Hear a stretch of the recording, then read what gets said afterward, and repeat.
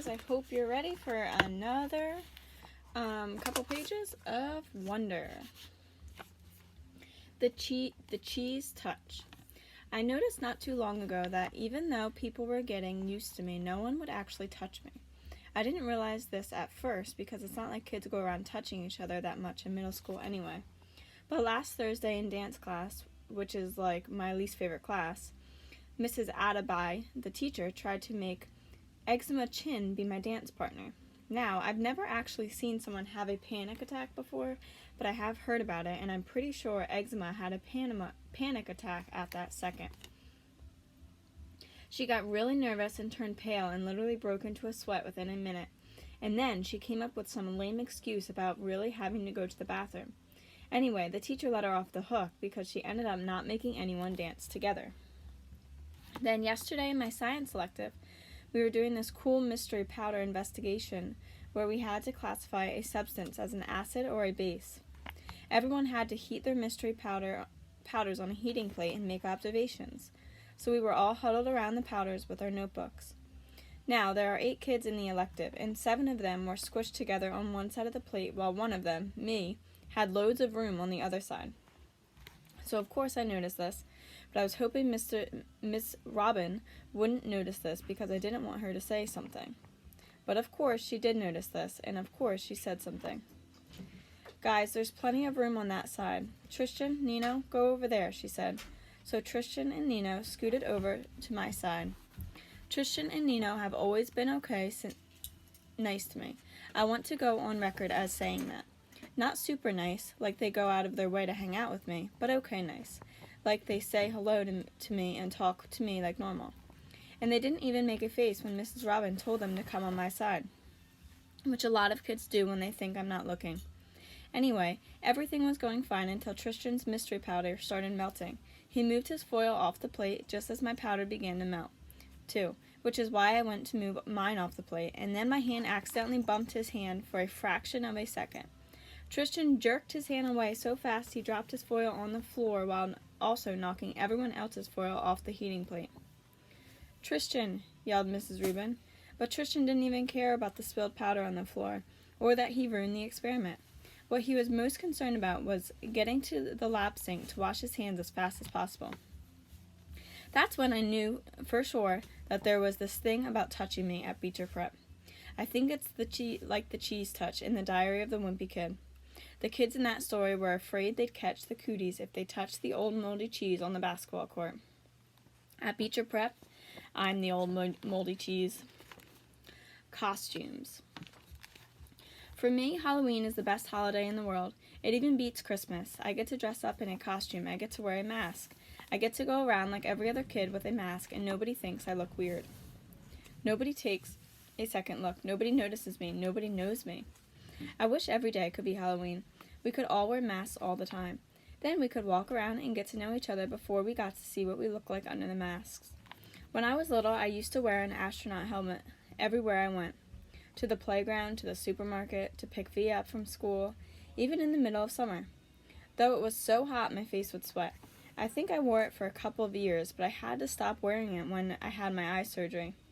I was about 7, I think. And then we couldn't find the helmet after that. Mom looked everywhere for it.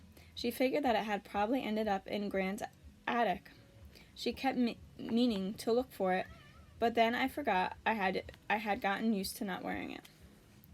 I have pictures of me in all my Halloween costumes. My first Halloween, I was a pumpkin. My second, I was Tigger. My third, I was Peter Pan. My dad dressed up as Captain Hook. My fourth, I was Captain Hook. My dad dressed up as Peter Pan. My fifth, I was an astronaut. My sixth, I was Obi-Wan Kenobi. My seventh, I was a clone trooper. My eighth, I was Darth Vader. My ninth, I was the Bleeding Scream, the one that has fake blood oozing out all over the skull mask. This year, I'm going to be Boba Fett. Not Boba Fett, the kid in Star Wars Episode 2, Attack of the Clones, but Boba Fett, the man from Star Wars Episode 5, The Empire Strikes Back. Mom searched everywhere for the costume, but couldn't find one in my size, so she bought me a Jango Fett costume, since Jango was Baba's dad, and wore the same armor, and then painted the armor green. She did some other stuff too to make it look worn, too. Anyway, it looks totally real. Mom's good at costumes. In homeroom, we all talked about what we were going to be for Halloween. Charlotte was going as Hermione from Harry Potter. Jack was going as a Wolfman. I heard that Julian was going as Jango Fett, which was a weird coincidence. I don't think he liked hearing that I was going as Boba Fett. On the morning of Halloween, Via had this big crying meltdown about something. Via always had been so calm and cool, but this year she's had a couple of these kinds of fits. Dad was late for work and was like, "Via, let's go, let's go." Usually Dad is super patient about things, but not when it comes to his being late for work. And his yelling just stressed out Via even more, and she started crying louder. So Mom told Dad to make me go to school and that she'd deal with Via. Then Mom kissed me goodbye quickly before I even put on my costume, and disappeared into Via's room. "Auggie, let's go now," said Dad. "I have a meeting I can't be late for." "I haven't put my costume on yet." "So put it on already." 5 minutes, I'll meet you outside." I rushed to my room and started to put on the Boba Fett costume, but all of a sudden I didn't feel like wearing it. I'm not sure why. Maybe it had all of these belts that needed to be tightened and I needed someone's help to put it on. Or maybe it was because it still smelled like a little like paint. All I knew was that it was a lot of work to put the costume on, and Dad was waiting and would get super impatient if I made him late. So at the last minute, I threw on the Bleeding Scream costume from last year. It was such an easy costume. Just a long black robe and a big white mask. I yelled goodbye from the door on my way out, but Mom didn't even hear me. "I thought you were going as Jango Fett," said Dad when I got outside. "Boba Fett." "Whatever," said Dad. "This is a better costume anyway." "Yeah, it's cool," I answered. The Bleeding Scream. Walking through the halls that morning on my way to the lockers was, I have to say, absolutely awesome. Everything was different now. I was different. Where I usually walked with my head down, trying to avoid being seen, today I walked with my head up, looking around. I wanted to be seen. One kid wearing the same exact costume as me, long white skull face, oozing fake red blood, high-fived me as we passed each other on the stairs. I have no idea who he was, and he had no idea who I was, and I wondered for a second if he would ever have done that if he known it was me under the mask. I was starting to think that this was going down as one of the most awesome days in the history of my life, but then I got to homeroom. The first costume I saw as I walked inside the door was Darth Sidious. It had one of the rubber masks that are so realistic with a big black hood over the head and a long black robe. I knew right away it was Julian, of course.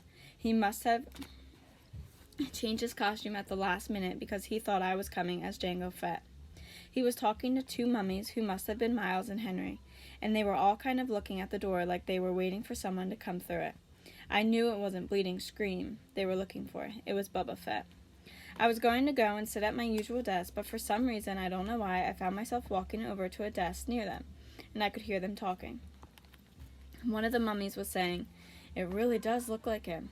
Like this part especially," answered Julian's face. He put his fingers on the cheeks and eyes of his Dark Sidious mask. "Actually," said the mummy, "what he really looks like is one of those shrunken heads. Have you ever seen those? He looks exactly like that." "I think he looks like an orc." "Oh, yeah. If I looked like that," said the Julian voice, kind of laughing, "I swear to God, I'd put a hood over my face every day." "I've thought a lot about this," said the second mummy, sounding serious, "and I really think if I look like him, seriously, I think that I'd kill myself." "You would not," answered Darth Sidious. "Yeah, for real," insisted the same mummy. "I can't imagine looking in the mirror every day and seeing myself like that. It would be too awful." "And getting stared at all the time? Then why do you hang out with him so much?" asked Dark Sidious. "I don't know," answered the mummy.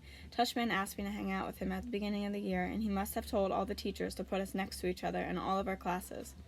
The mummy shrugged. I knew the shrug, of course. I knew the voice. I knew I wanted to run out of the class right then and there. But I stood where I was and listened to Jack Will finish what he was saying. "I mean, the thing is, he always follows me around. What am I supposed to do?" "Just ditch him," said Julian. I don't know what Jack answered because I walked out of the class without anyone knowing I had been there. My face felt like it was on fire while I walked back down the stairs. I couldn't sweat, or I was sweating under my class costume, and I started crying. I couldn't keep it from happening. The tears were so thick in my eyes I could barely see, but I couldn't wipe them through the mask as I walked. I was looking for a little tiny spot to disappear into. I wanted a hole I could fall inside of, a little black hole that would eat me up. Names. Rat boy, freak, monster, Freddy Cougar, E.T., gross out, lizard face. I knew the names they called me. I've been in enough playgrounds to know kids can be mean. I know. I ended up in the second floor bathroom. No one was there because first period had started and everyone was in class. I locked the door to my stall and took off my mask and just cried for I don't know how long. Then I went to the nurse's office and told her I had a stomach ache, which was true because I felt like I'd been kicked in the gut. Nurse Molly called Mom and had me lie down on the sofa next to her desk. 15 minutes later, Mom was at the door. "Sweetness," she said, coming over to hug me. "Hi," I mumbled. I didn't want her to ask anything until afterward. "You have a stomach ache?" she asked, automatically putting her hand on my forehead to check for my temperature. "He said he feels like throwing up," said Nurse Molly, looking at me with very nice eyes. "And I have a headache," I whispered. "I wonder if it's something you ate," said Mom, looking worried. "There is a stomach bug going around," said Nurse Molly. "Oh, geez," said Mom, her eyebrows going up as she took her head. She helped me to my feet. "Shall I call a taxi, or are you okay with walking home?" "I can walk." "What a brave kid," said Nurse Molly, putting me on the back as she walked us towards the door. "If he starts throwing up or runs a temperature, you should call the doctor." "Absolutely," said Mom, shaking Nurse Molly's hand. "Thank you so much for taking care of him." "My pleasure," answered Nurse Molly, putting her hand under my chin and tilting my face up. "You take care of yourself, okay?" I nodded and mumbled thank you. Mom and I walked the whole way home. I didn't tell her anything about what had happened, and later, when she asked me if I felt well enough to go trick-or-treating after school, I said no. This worried her, since she knew how much I usually loved trick-or-treating.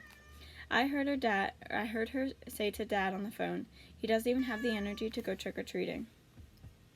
No fever at all. Well, I will if he doesn't get better by tomorrow. I know, poor thing. Imagine his missing Halloween. I got out of going to school the next day too, which was Friday, so I had the whole weekend to think about everything. I was pretty sure I would never go back to school again. Alright guys, we are going to stop there.